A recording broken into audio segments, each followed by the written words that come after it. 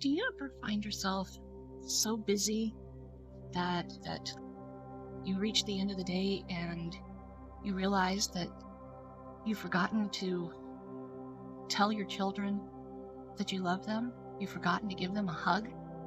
Or maybe you've forgotten your spouse. You've forgotten to tell them that you love them, or that you've forgotten to hug them and tell them that you appreciate them. Maybe just in the busyness of life, you've forgotten the end of the week has come and you haven't sat down at the table and enjoyed a meal together. That's what we're talking about today, is holding on to love and getting back to what made you fall in love in the first place. Mostly today is about marriage, but really it's, friendship too. What brought you together? What was it that made you love that person that you're friends with? What made you fall in love with your partner to begin with? Holding on to that love that brought you together. Hi friends, I'm Karma with Lewis Acre Farm, and I'm here today on May 9th, 2024 to bring you your thoughts for Thursday. We are reading together from Moments of Peace for Couples in the Presence of God, or Moments of Peace in the Presence of God for Couples. I'll get it right. And this week's topic is holding on to love. In the first few years of your time together with your partner, it's really easy to hold on to that love because you're in that honeymoon phase. You're in the stage of all you can think about is your partner, your boyfriend, girlfriend, your husband, your wife. Your thoughts always constantly turn to them. And over time, it's real easy to forget. You get comfortable. It's like your favorite recliner, your favorite jacket, your favorite shoes. You get really comfortable and you forget about the new pair of shoes, the new jacket that you bought, because you always go back to the old comfy ones. And so we're talking about holding on to the love that brought you together in the first place. So we're going to dive in and see what God would have us learn this week about love. Most of all, love each other as if your life depended on it. Love makes up for practically anything. 1 Peter 4:8 from the Message Bible. Love is an entity with many gradations and degrees. Your love for God and each other must be of the highest order. This means that in the world of human relationships, you must love each other most. When you married, the vows, the rings, the kiss, and the honeymoon were all intended to enhance and celebrate the loving commitment the two of you alone were making. But in the busyness of everyday life, this is oftentimes lost, pushed aside by a sense of responsibility to work, family, and other concerns. When you know that each of you comes first with the other, you will be better able to care for your family, jobs, and other pressing issues, and better able to weather any storm. God, with you as our witness, we renew our commitment to love each other more than we love anyone else in our lives. Amen. A man shall leave his father and mother and be joined to his wife, and they shall become one flesh. Genesis 2:24 from the New King James Version. My husband and I will be together 13 years at the end of June. Married 10 years. We're celebrating our 10-year wedding anniversary on June 28th. And, it's a big milestone for us.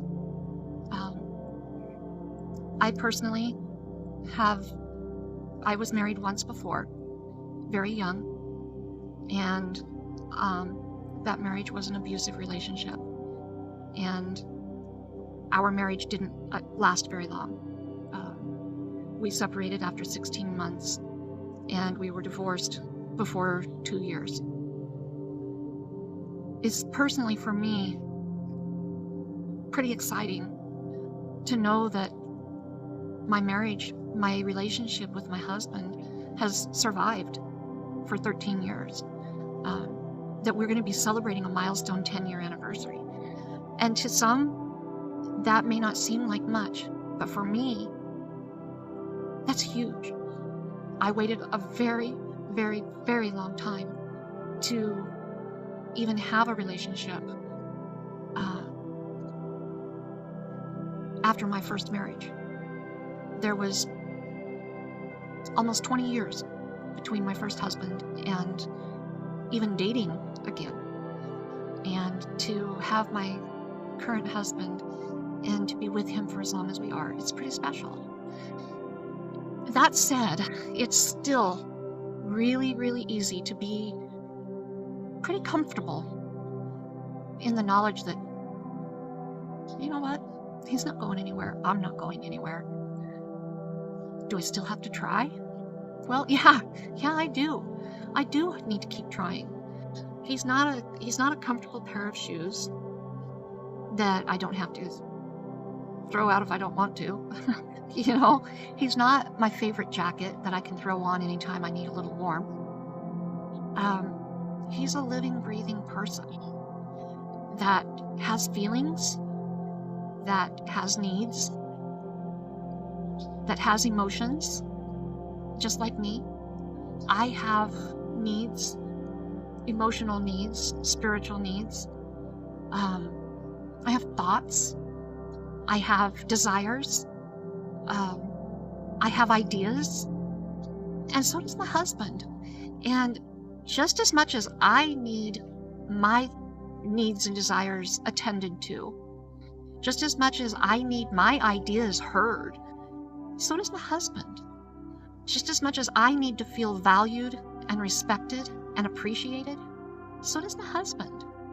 And if we get too comfortable with each other and we forget to court each other on a daily basis, then pretty soon somebody's going to feel neglected.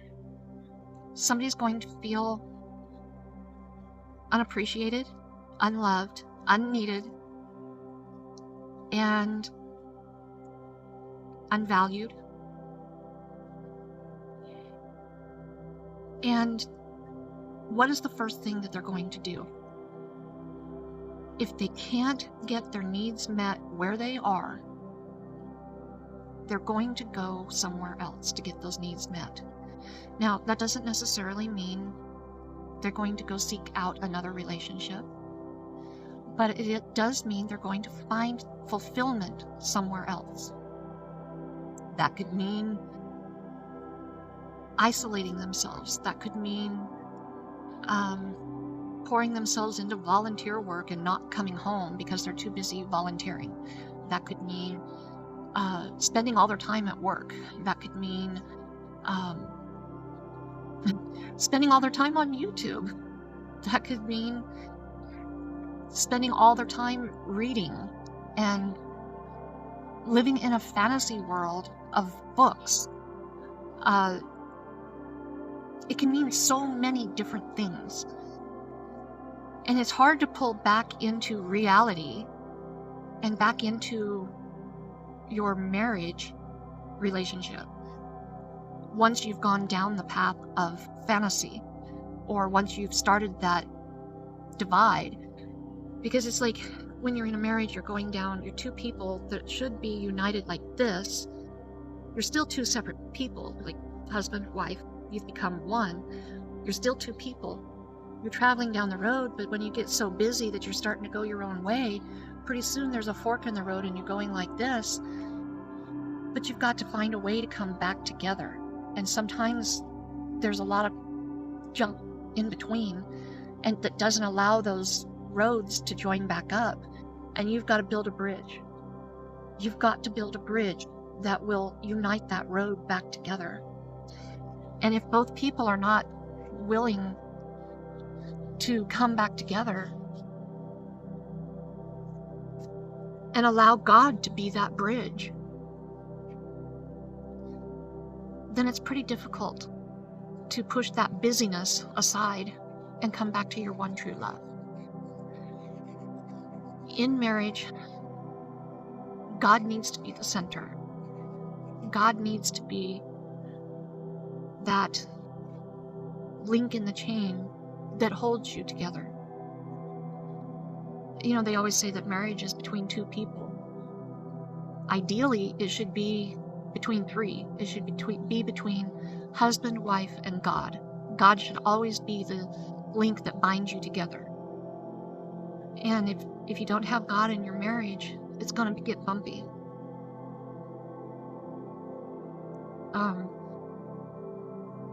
That's my firm belief, is that without God, there's no hope. And you can't know true love without God, because God is love. He is the definition of love. He is all love. He is agape love. He is phileo love. He is every kind of love there is. He gave us love. And if we expect to have love in our marriage, we need God. We need to allow God to bring our marriage road back together so that we can be united and one again. We need to allow God's love to be the glue that binds us back together. And so if you're struggling in your marriage, take a look at what you're allowing to occupy your mind. What are you allowing to occupy your time? Are you setting aside time for you and your spouse? Are you setting aside time to just be together? Are you respecting each other? Are you honoring each other? Are you giving voice to your partner and treating them as though they are valuable and as though they have something worth saying? Because I guarantee you, they do have something worth saying. They do have opinions that are worth being heard. They do have ideas that are worth being heard. So I challenge you, if you are married or if you are in a relationship that might be moving towards marriage, stop and think about how you can keep that road that you're traveling united. And if you're drifting apart, look at ways you can bring that road back together, build that bridge, and allow God to be the glue that keeps you together. So that's my message for today. I challenge you this week to stop being so busy that you can't take time for your marriage. Work on building your marriage and building that bridge to be one again. Because that's what God has called us to do, is to be united as one, with Him as the center, the glue that binds. And I will see you back here again next week. And like, subscribe, share with a friend, and have a very blessed and glorious week. I love you, my friends.